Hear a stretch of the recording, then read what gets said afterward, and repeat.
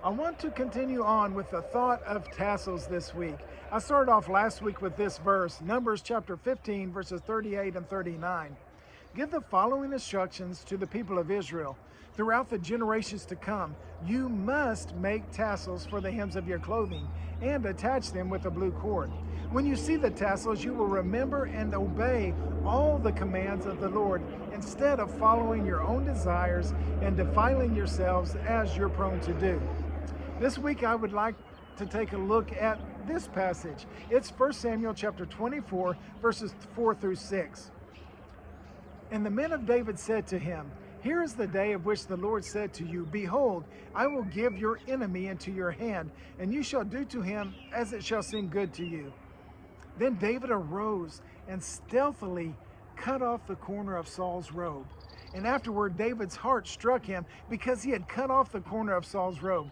He said to his men, The Lord forbid that I should do this thing to my Lord, the Lord's anointed, to put out my hand against him, seeing that he is the Lord's anointed. Now you may say, what does this have to do with tassels, and why was David so remorseful of his actions? I mean, he could have killed Saul. Harming his robe doesn't seem like that big a deal in comparison. The answer to that is, look what David cut off. The same spot where the Israelites were directed to place the tassels to remember who God is. David was in a sense proclaiming Saul was cut off from God, and he was doing that, and that wasn't his place. Now, what does this have to do with us?